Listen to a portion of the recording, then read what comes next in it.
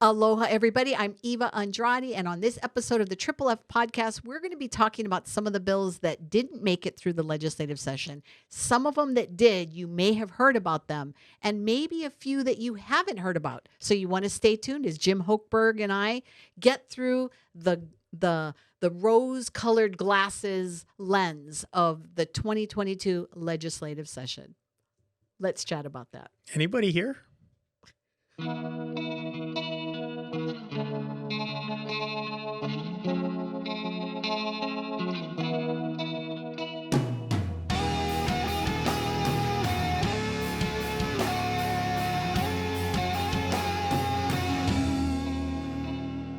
Welcome to the show this week, everybody. I'm here once again with my partner in crime, Jim Hochberg. Jim, welcome to the show.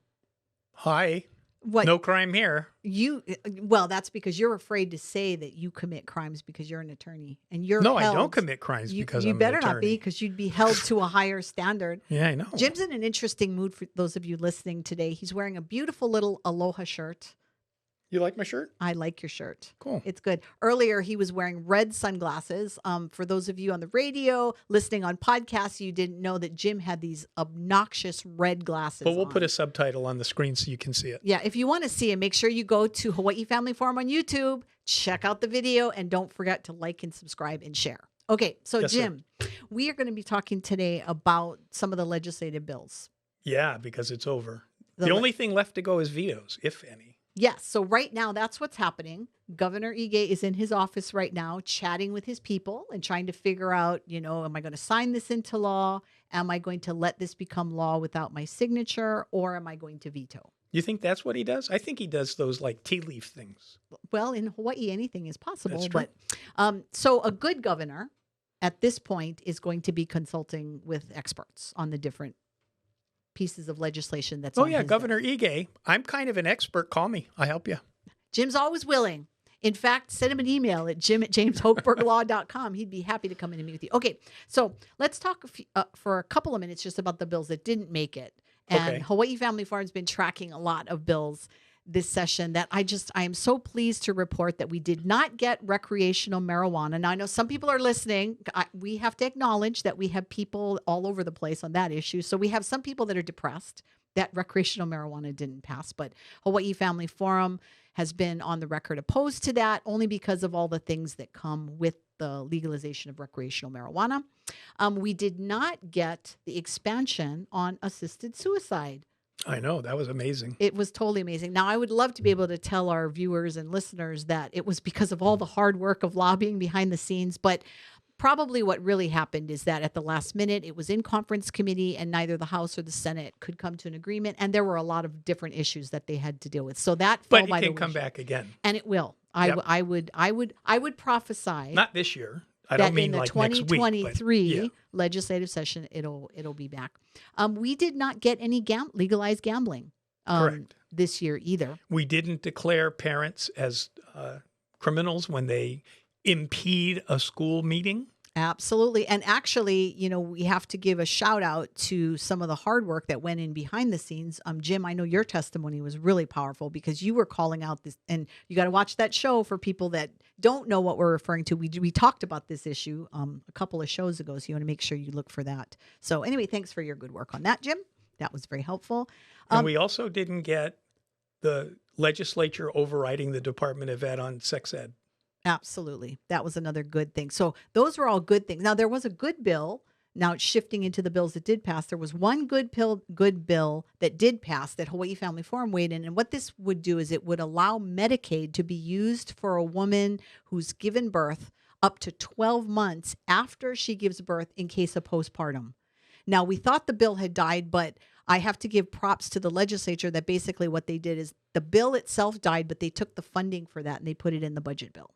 So does a woman postpartum have to be a biological female, or can it be some guy that wants the money and claims to be a woman and claims to be postpartum? This is postpartum depression, and we are in the state of Hawaii, and defining mental health could be anything. So that's the problem. And that's- Okay. and we're gonna be Because I didn't think it was a great bill. And we're going to be talking about Well, it is a great bill because a lot of women do suffer from postpartum.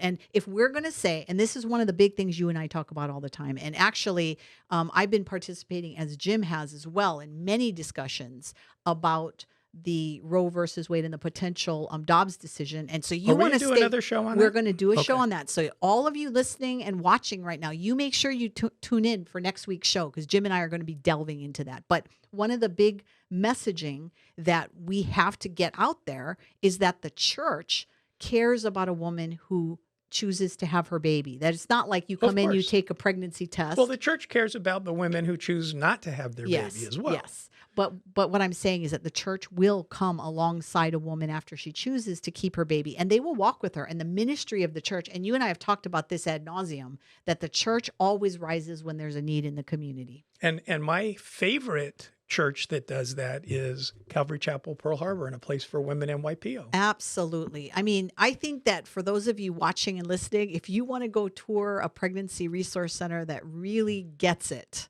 then we got to give a shout out to a place for women. But we also do not want to minimize the work of the other pregnancy resource centers. We know I just said it was my favorite. Yeah. Okay. Well, Jim can pick favorites. I think that any woman and man who stands up for life in this great country deserves a shout out. So all of you listening and watching right now, if you care about life, we care about you. Well, no, we care about everybody. We do. We do. Okay.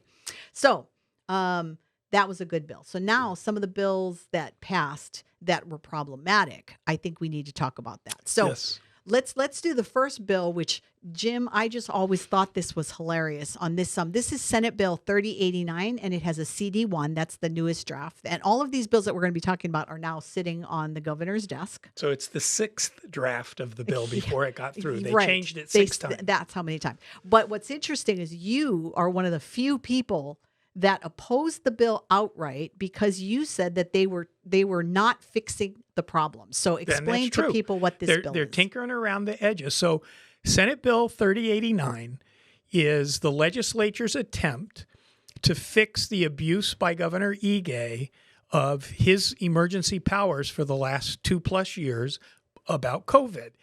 And the interesting thing is the bill that he was using, the law that he was using his powers from was from 2014. And what it actually said was 60 days, on the 60th day after the proclamation of the emergency, his emergency power automatically terminated, period. That's what the law says before this change. Well, he proclaimed the emergency on March 3rd, and May 4th would have been the 60th day of 2020. And it went all the way through June, July, December, all of 21 into 22 until March 25th when he decided not to again exercise emergency powers. So he was violating the law as written for 2+ years. I actually challenged it in court. The judge agreed with me that that's what the law said. But what she said is if she ruled that his powers ended May 4th, it would create, quote unquote, an absurd result. And therefore, she couldn't make that ruling because judges aren't supposed to do that. But it wouldn't have made an absurd result. She could easily have said, I'll give the legislature a couple of weeks to get their act together and pass legislation because the governor's powers have been unlawful since May 4th. So anyway, what they're doing in the Senate Bill 3089 is basically tinkering around with if the 60 days, is going to be continued, there has to be vote by the legislature, or they have to do this or they have to do that. And when that's all in this same law and it comes up again and it's brought to another judge, what the judge has to do is look at the statute as a whole that the timing is sitting in. It's still going to be the same emergency statute. The reason the judge in my case said it was going to be an absurd result is because it was in the emergency statute. And the emergency statute cries out for authoritarian control until the emergency is over. So in every one of my testimonies, when this bill came up for hearing, I always said you need to move this 60-day limit out of that bill and put it in the Constitution where it says all political power in the state resides in the people. And I wanted them to amend that to add a sentence after that saying something like, the exercise of emergency power by the governor or the mayor must end on the 60th day unless the legislature does something. And the reason it makes a difference where it's located is if you're the judge and you're looking at the governor exceeding the 60 days and you're looking at the constitutional right of the people for all political power versus emergency power, it's going to look very different than if it's in the emergency save us governor statute.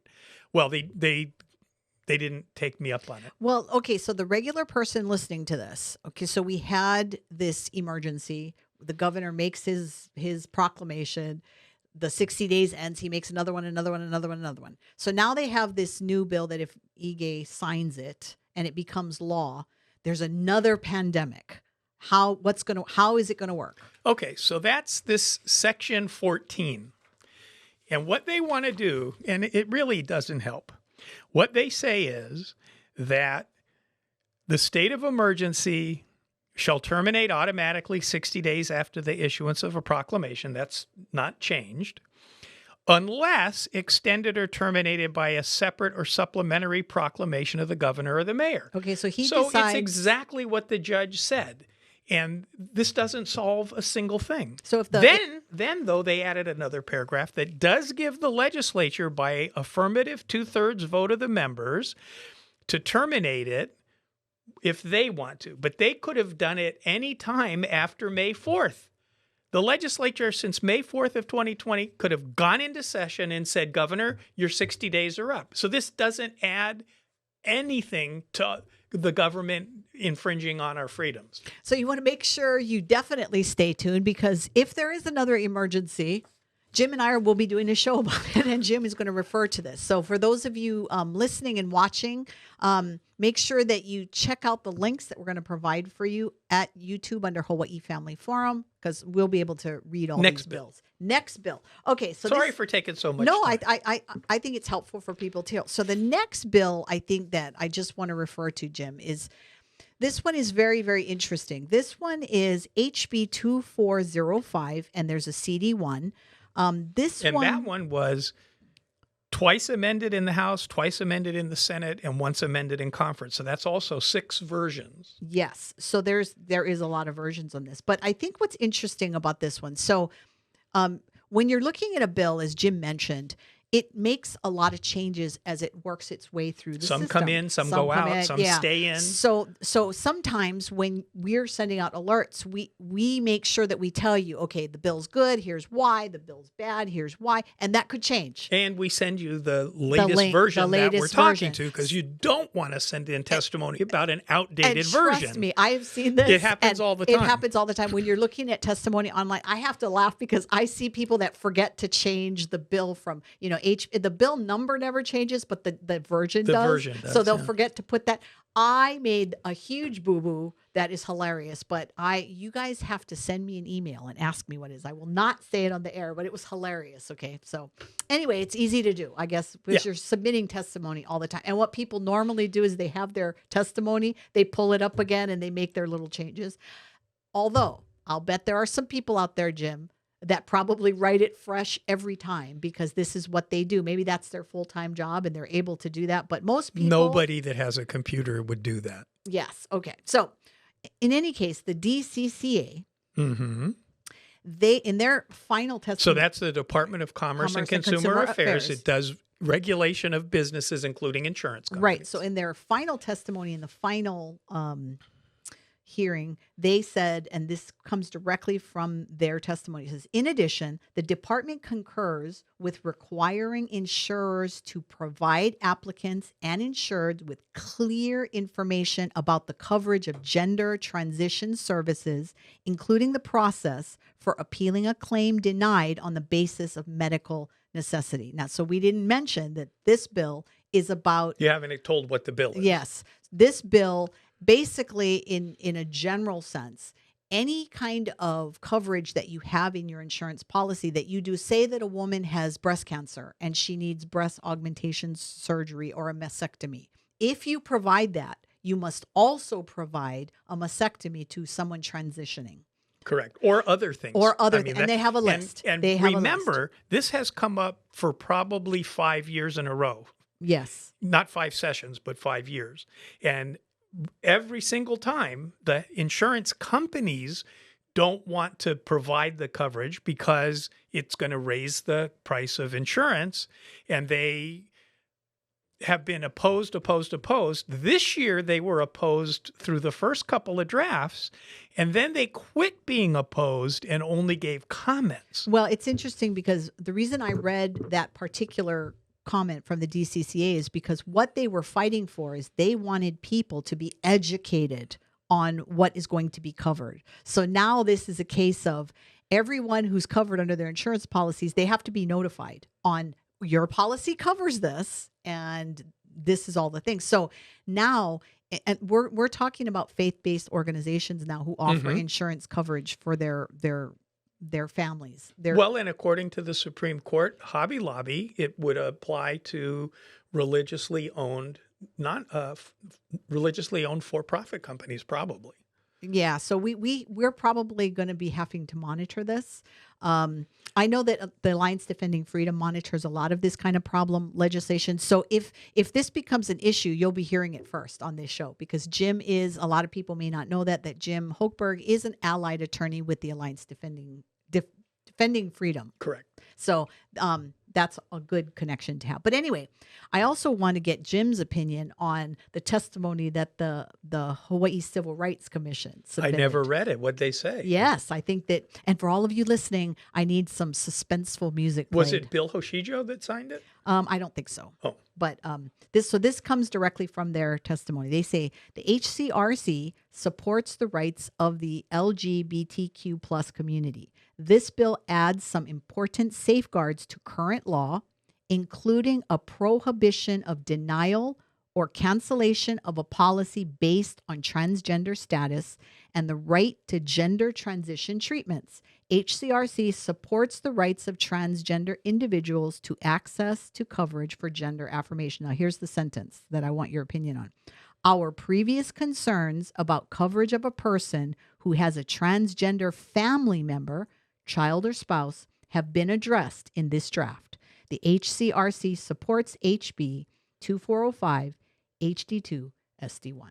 Okay, so that's very interesting to me because the Hawaii Civil Rights Commission jurisdiction is regulated by legislative action that happened before, and they basically only can get involved in claims of discrimination if it is in real estate transactions, employment, or I forget what the other one was, but they don't have any jurisdiction over what's in insurance policies. Oh, public accommodations is the third one.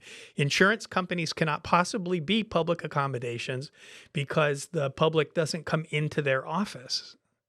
So why, I mean, I understand why the Civil Rights Commission wants to back this stuff because it's their philosophical underpinning, but I don't think they have even jurisdiction over the issue.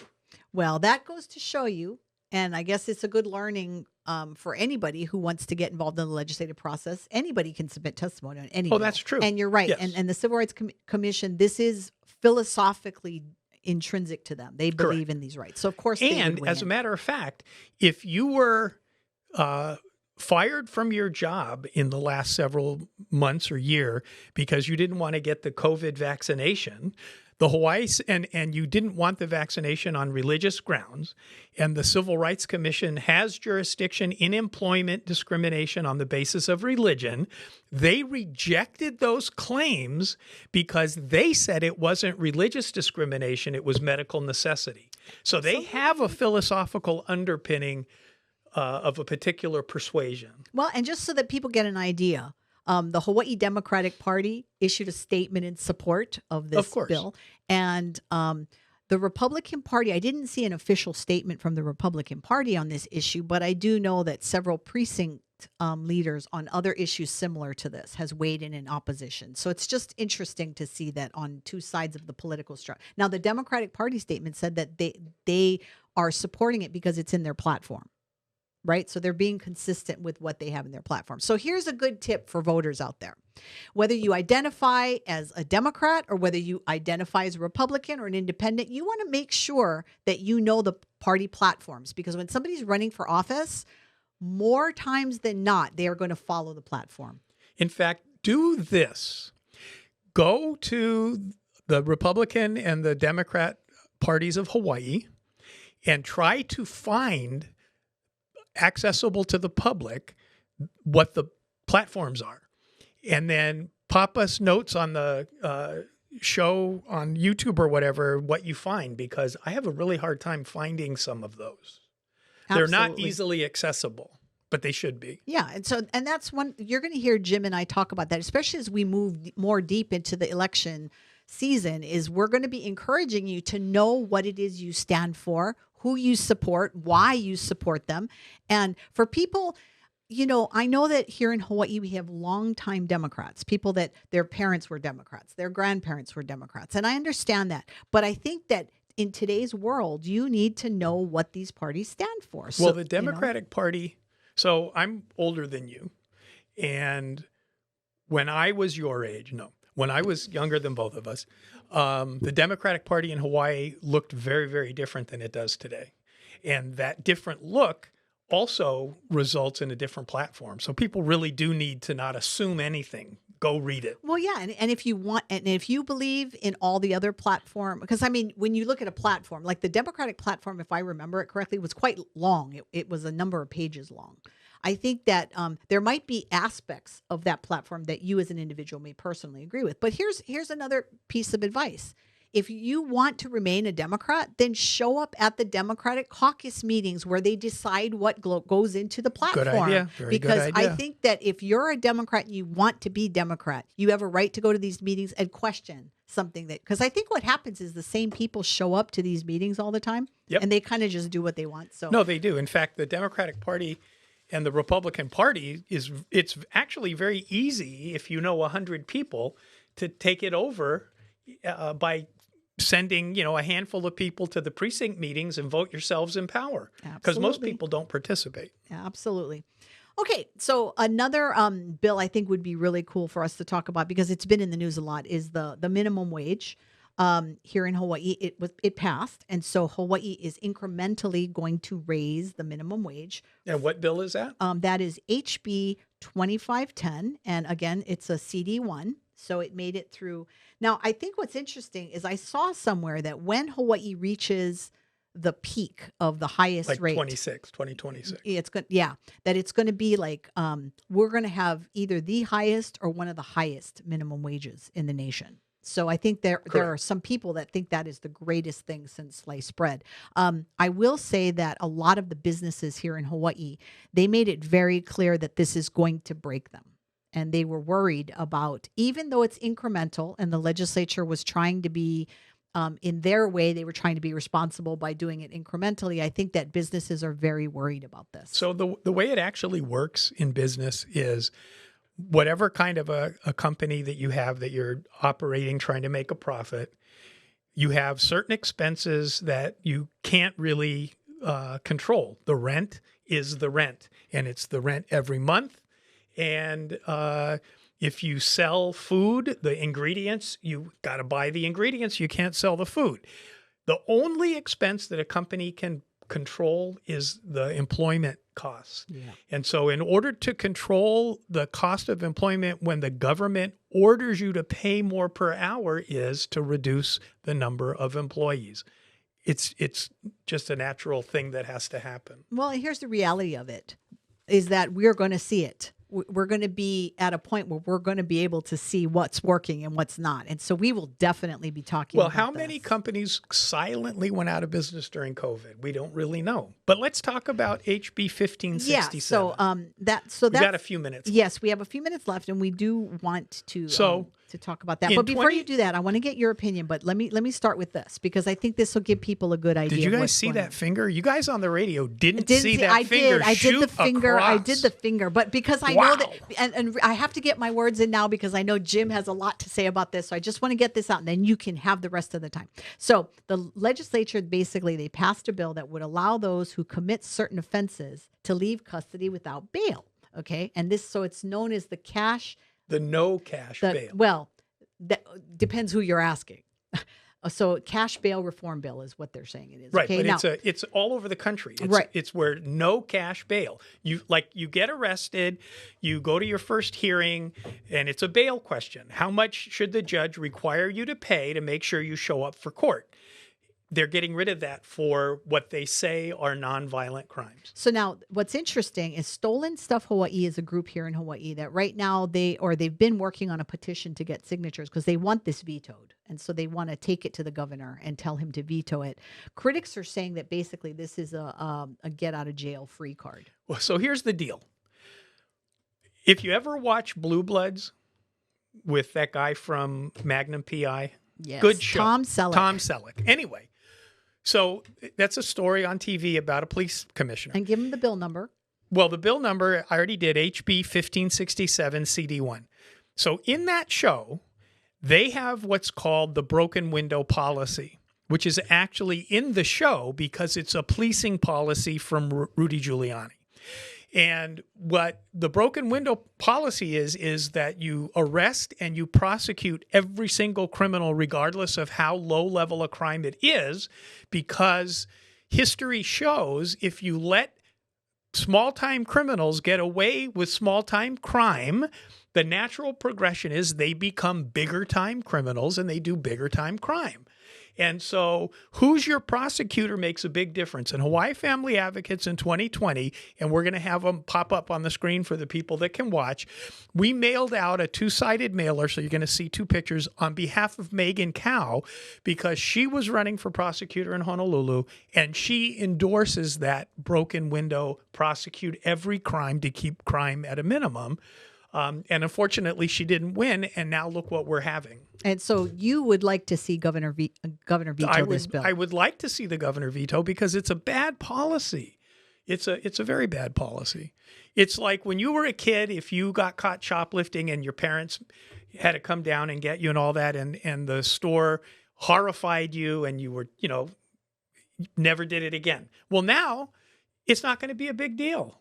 Well, make sure that on this video, right in the comment section, we're going to put the link to this. We'd like to know what you think. If it's time to veto, it's time to veto. And that's what Jim Hochberg and Hawaii Family Advocates is acting. So there's timings, though. By June, 26th or something, the governor has to give his list of vetoes. Do you remember those Not deadlines? off the top of my head, but we'll have all those. I got them. We'll right have here. all those deadlines for you. Make sure you like and share this video and subscribe. And June hit that notification 27th. button. June 27th, he has to inform the ledge he's going to veto it. All right, and email us at info@hawaiifamilyforum.org if you have any questions and any comments or anything you'd like to see on the show. And stay tuned for next week because Jim and I are going to talk about that Roe versus Wade, the Supreme Court leak. And so you want to stay tuned for that. So thanks for joining us today. Mahalo, everybody. Aloha.